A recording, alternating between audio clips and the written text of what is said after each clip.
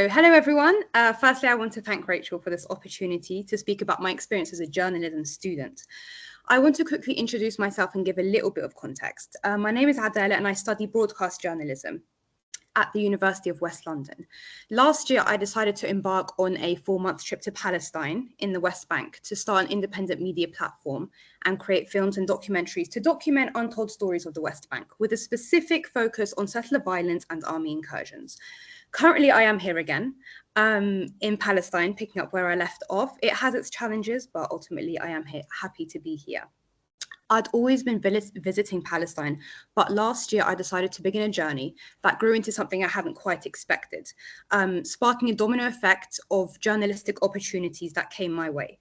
So today I'd like to share how my work as an independent journalist on the ground has enriched my academic experience and provided invaluable skills and insights that are laying the foundation for my future career as we speak. And I would like to give you some tips or advice for anyone who's thinking of growing their portfolio as an aspiring journalist. Next slide, please.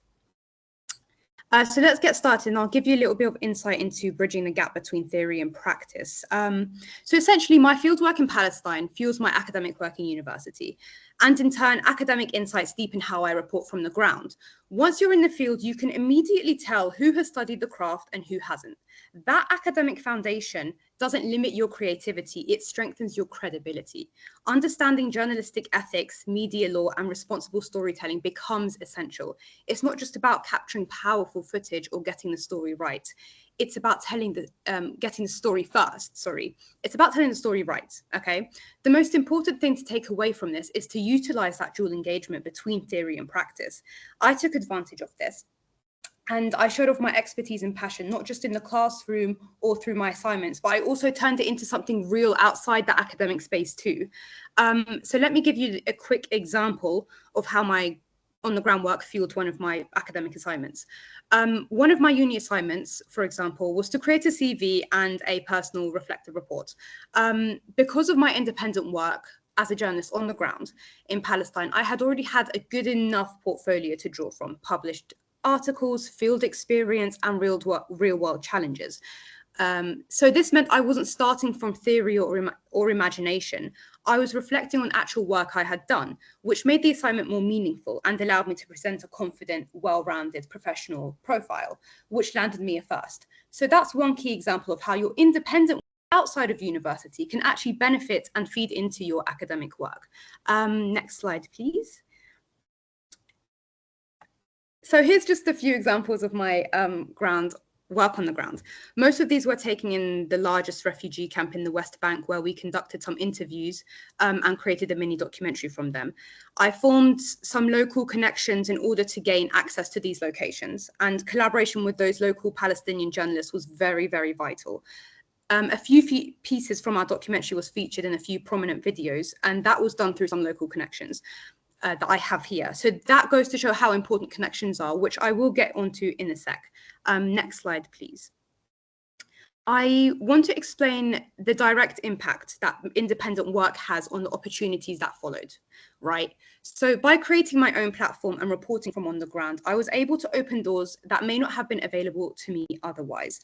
Those initial opportunities, like being approached by major outlets, helped me grow my portfolio, which in turn led to even more experiences. It created a domino effect that not only strengthened my work, but helped me grow significantly as an aspiring journalist. Next slide, please. I want to stress that building a portfolio is the most important thing that you can be doing right now. And there's no one way to do it. It can be through writing as an intern for independent magazines, creating your own website, producing independent documentaries, managing social media accounts, or any project that showcases your passion and your skill. The key is to keep creating, sharing, and building evidence of that work. The world of journalism is rapidly changing, but that shouldn't intimidate us. Instead, we should embrace the opportunities that the modern landscape offers. Increased connectivity and ease of access has made it possible for journalists to gain recognition on larger platforms more quickly than it has ever before. So take advantage of that. Your chosen path doesn't have to be niche, okay?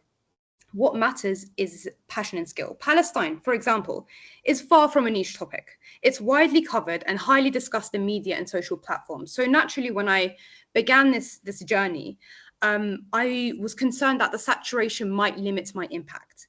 However, through this journey, I learned how to create meaningful films and reports that both contribute thoughtfully to the conversation and strengthen my portfolio. By maintaining a fair and just approach, I was able to make a distinctive mark. The key takeaway: don't be afraid to pursue topics that others have covered before. It doesn't mean the opportunity is closed. It just means you need to do it your own way, right? Take that leap of faith and start to project yourself, because it will ultimately lay the foundation for your future career. And one experience leads to another, and that leads to another, and that's how you build a successful portfolio. Next slide, please. Here's just a few examples of what I've added to my general portfolio. So contributions to magazines and a publication with the BBC, and an internship with an online Middle East-based news platform where I have nearly 100 articles written. So, and as well as my online media platform. My opportunities with established media outlets stem directly from my independent work. This shows that something you start from scratch has the potential to grow into something bigger. Independent journalism can also create real monetary value. I was paid for the work I contributed to these established platforms. So remember, the time and effort you invest in your storytelling can be financially rewarding as well. Next slide, please. Another point I would like to emphasize is the need to document your journey. Document everything you do, every article, every story, every report that you make. It is all valuable. Make sure you organize and store your work in one place, whether that's a digital portfolio, a personal website, or another format that just works for you. This not only helps you reflect on your progress, but also makes it easy to showcase your skills to potential employers. Next slide, please. Here's just an example, just a small example. I created a link tree that connects to every social media page that my platform is on. This is both important and accessible, so making it easy for anyone to find and explore my work across multiple channels. And that's just like a poster for one of my documentaries. Next slide, please. Speaking of social media platforms, social media is by far the most important tool in the modern world, so use it. Networking is also just as crucial. Connect with as many journalists as possible, share your ideas, collaborate, and make the most of every connection. These relationships can open doors and create opportunities you might never expect. I'll give you an example. So just this week, I had the chance to meet with Louis Theroux's local Palestinian fixer, who helped him create his infamous Settlers documentary that he recently, I think he released it like a couple months ago, which is incredible. So that conversation with him opened the door for potential future collaborations, which is a reminder that building relationships on the ground is just as important as what you produce. One key lesson from my journey is that I have to promote myself because no one else will do it for me. Right now, I don't work for a big media company, even though that's my goal for the future. I am essentially by myself.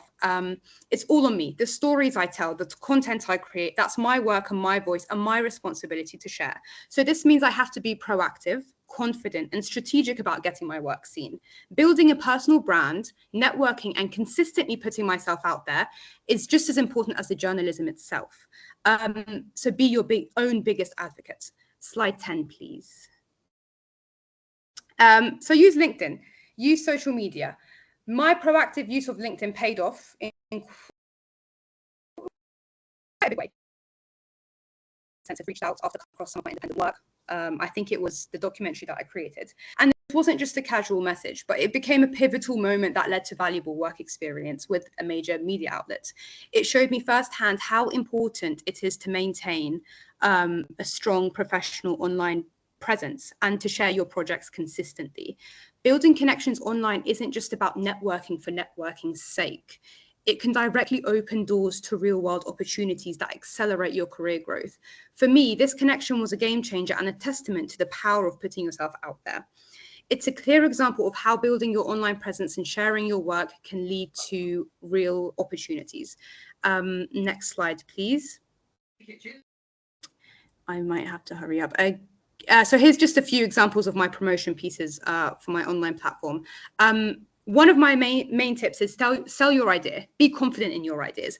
Whether it's an editor, a future employers, or your audience, people need to see that you stand behind your work. If you don't believe in what you're reporting, then why should they? Own your perspective, back it with integrity, and let your journalism speak with clarity and purpose. So, for example, when I was approached by the BBC, which was my first one-time opportunity I gained as an independent journalist, I was approached about a story I had previously reported on in the West Bank about settler violence. I made sure they had complete confidence in me, that I could deliver the story with depth and accuracy, because I was there. Even though they have several people working on Palestine, I ensured that they had confidence in me and that I was the right person to tell it. Work on yourself and show off your work as much as you can. And final slide, I think. That's it from me. Thank you so much for listening. And if you have any questions or you'd like to stay in touch, that's just my personal email and my my work email as well. So yeah, thank you so much, guys. Thank you.